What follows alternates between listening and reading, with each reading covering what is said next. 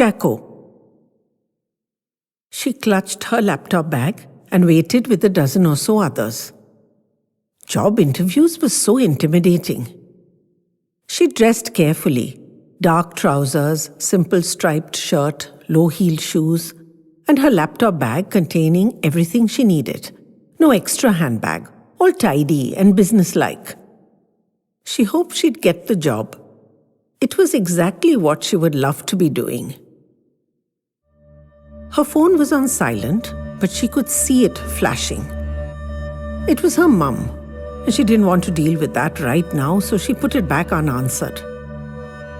But when it rang thrice, and it was Mama all 3 times, she thought she'd better check it out. "Sandhya, darling!" Her mum burst out before she could even say hello. "I have very bad news, darling. CHACKO was in a car accident. It was a terrible crash, I'm told. Many cars. The ambulance couldn't even get to them. We must go. I have to be there for my brother at such a time. I know you haven't been back since." Her voice trailed away. Sandhya remained stiff and silent. "But I hope you will come now. This is a time for family to be together and support each other." Her voice fell away again. "Mama, this is terrible news and I'm very sorry for them. But I'm not going back there. And I don't want you and Papa to go either, though I can't stop you if you feel you must. I'll call you when I finish my interview and make all the arrangements." She felt the inquisitive eyes of the others on her. They couldn't help but hear her part of the conversation, and it must have intrigued them. She busied herself with her bag, cursing herself for taking the call in the first place. She hadn't been back to Kerala for 23 years. They used to go every summer to spend the holidays with their grandparents, and Mariamma auntie, Joseph uncle, CHACKO and Susan. CHACKO was the eldest, then Sanjay, then herself, and Susan was the baby. But after, she just refused to go back. Thrown such hysteric crying fits that her parents had to let it go. She'd go when she was ready, and she'd never been ready. The more she tried to block out Kerala, the more insistently the oversweet smell of jackfruit attacked her nostrils in that pristine waiting room. Across her lap, on which she'd fixed her eyes, plantations of coconut trees and banana plants swayed gently in the warm breeze. Velyamachi's off-white and gold chattaya mundu with the pretty fan shape at the back and the big gold kunukku hoops in the tops of her ears were clear in her mind's eye, and Velyapachan's soft cotton jabba mundu with its faded gold border. How severely had she kept all these sweet memories away, and how persistently they now tumbled into her head, the floodwaters released by Mama's phone call. She opened her folder and tried to focus on its contents. But she could see only the soft ripples of the backwaters behind Velyamachi's house, and the slippery steps that led down to them, and the diamonds glinting off their wet bodies as they ran and jumped repeatedly into its dark deliciousness.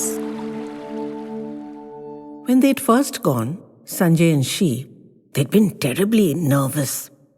With a patched tire tube for support and clinging desperately to a rope tied to an overhanging tree, they'd gone in step by ginger step, squealing and crying and laughing. In those early days, one of the house staff would sit on the steps, chewing on a stalk of grass, watching them idly as they played, and calling them to order every so often. He'd called off CHACKO's more harebrained schemes, so perhaps if he'd continued to come in the years ahead. But once they'd earned their stripes, he was called away to more pressing work. Sandhya snapped shut her unhelpful folder and stored it away in her bag. She left the room, looking for a drink of water and a visit to the loo, trying to break the chain of memories pressing into her mind. When she returned, she was informed she'd be next, and she dragged the straggling wisps of her attention back. She walked tall into the interview room. She'd pulled herself back into the zone. There were 15 minutes of crisp exchanges, rapid-fire questions, and confident replies. Her experiences and aspirations dovetailed well with the job as described, and she felt she had a real shot. The older man in front of her folded his arms and leaned back in his chair and started asking a very different series of questions about her personal likes and interests, sports, movies, music, her friends, and places she wanted to visit. It was unusual, but not bizarre. It made her feel good, actually, that he was now looking to see how she'd fit in their corporate culture. She felt very positive. So his next question threw her for a 6. "What part of Kerala are you from?" And that's the last thing she remembered when she came to and found herself still sitting in the room, alone, her cheeks wet with tears, her heart heavy with long hoarded secrets, and no idea of the 20 minutes that seemed to have passed and what she'd said or done in them. She did her best to pull herself together, picked up her stuff and got ready to leave. She'd blown her dream job and she was furious with herself, her mum, and even with CHACKO. What terrible bloody timing! She approached the woman who'd been keeping track of the interviewees. She should at least say thank you and bye, whatever else. The woman looked at her inquisitively, but also solicitously. "Are you better, dear? Sir said you were feeling unwell and asked me to let you rest, but to check on you in half an hour. I was just coming." Sandhya assured her she was okay and thanked her and her boss for their consideration. "He's asked you to wait. Can you?" the woman asked, and Sandhya nodded, wondering what it was about. "He's continuing the other interviews in the boardroom, but you can go back and sit in the waiting area." "Are you sure you're okay? Would you like something to eat or drink?" Sandhya repeated she was okay and trudged off, lugging her laptop bag to the now almost empty waiting area. Memories pushed relentlessly into her head, and she felt she was drowning too. CHACKO had liked them both well enough when they first went, but with each successive visit, there'd been 4, his attitude had hardened. He'd always been the blue-eyed boy at home, firstborn son of a firstborn son, destined to carry the family name into the future and keep its star shining. And yet these interlopers, especially his primary rival, Sanjay, seemed to get all the attention when they came. Everything was geared to their likes and dislikes, and Sanjay was given priority over him, CHACKO. And his initial friendliness towards his city cousins had turned bitter inside him. He was older and stronger and the host, as he was reminded 100 times a day, and he must generously give to them, and he knew fighting would only push him further into disfavor. Sandhya he tolerated. He didn't consider her a challenge. But he encouraged Sanjay to climb trees he knew shouldn't be climbed, and deliberately, or so she'd convinced herself, lost him in the crush when they went to the market. Sanjay himself saw none of this, nor did any of the adults, nor had she at the time. But she'd had 23 years to play it over in her head, and she'd started seeing patterns. They'd all adored their golden big brother CHACKO and trooped behind him like a tiny contingent, hanging on to his every word and action. The breath-holding was a common game in the water. So was splashing each other and trying to touch the bottom and playing tag and leapfrog and swimming races. But this time, CHACKO said he'd hold them under to help them hang on a bit longer. Susan wasn't with them that day. She was laid up in bed with a fever or something. Sanjay and Sandhya both agreed readily, and with CHACKO holding them down, they each increased their count and were super excited. It was tough though, and she remembered kicking and scratching him. But he made her hold on a few more counts, and so she came up spluttering and bursting for breath, but delighted at the rising count. Once more, last time, CHACKO exhorted Sanjay, and he held his nose and jumped in. CHACKO held him down, and Sanjay kicked, and Sandhya jumped and clapped excitedly because it was going on really long. When CHACKO finally pulled Sanjay up, she didn't even realize that anything was wrong. She was squealing, but CHACKO shouted at her urgently to go call somebody from the house. Quickly, run! And she saw Sanjay looking blue and ran as fast as her little legs could carry her, and they pounded down to the water with their mundas flying open behind them. But it was too late. Too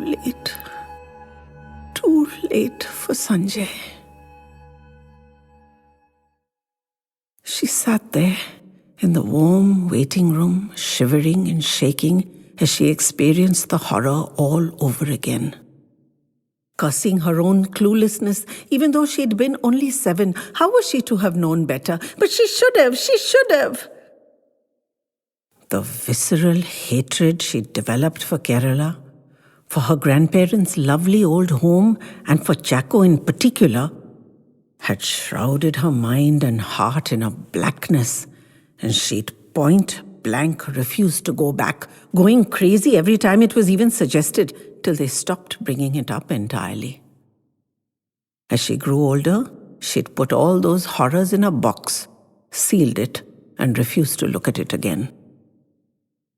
But Mama's phone call had thrown open the locks, and the demons wafted menacingly around her as she waited her summons, knowing that wasn't going to be good news either. She took herself off once more to the washroom and splashed cold water on her face and neck. She felt calmer when she returned. She decided she'd actually try to think about what Mama had suggested. Going back, sometime, if not this time. She promised herself she'd try. And just then, the interview controller called her. Sir was ready to see her. How was she to apologize when she didn't even know what she'd done? He was on the phone and waved her to a seat. As soon as he put the phone down, she burst into confused apologies. Driving him from his own room, how could she apologize enough? He let her run her shot, and when she was done, he said very simply, "I'd like to offer you the post, Sandhya. I know something major happened today, you don't need to say what, so I have to ask you, are you still interested?" She just gaped at him. It was unbelievable. The tears rolled down her cheeks again, and he calmly offered her his clean white handkerchief. She accepted it, laughing and crying at the same time. I'm sorry, sir. I'm not normally like this. But I got some unsettling news as I waited outside today, and it brought back many bitter memories. And I just never expected this. I thought I'd lost it for sure. I can't believe you'd consider me after all my hysterics. Yes, I heard about that. I'm hoping every day with you will not be like this. And I'm going to give you a chance in that hope, so don't let me down. Now pull yourself together and be off with you, and you'll get an email to confirm the details. You may keep the handkerchief. I won't let you down, sir, I assure you, she answered gamely. And I'll bring back the handkerchief properly washed and ironed on my first day of work as a token of good faith. Thank you, sir, thank you so much. She fled the room. The black rage she'd felt in her secret heart all these years seemed to have leaked away with the tears. Perhaps it was just time to let go. She found it in her to consider for the first time that CHACKO's actions may not have been premeditated, that it may just have been a childish prank gone horribly wrong, and that he may have lived with the massive guilt all these years himself, including with the knowledge that she'd held him culpable. She found herself out in the bustling street. A thin drizzle had started, but she wasn't bothered. She groped in her bag for her phone and punched the buttons. "Hello?" she said cautiously. "Mama?"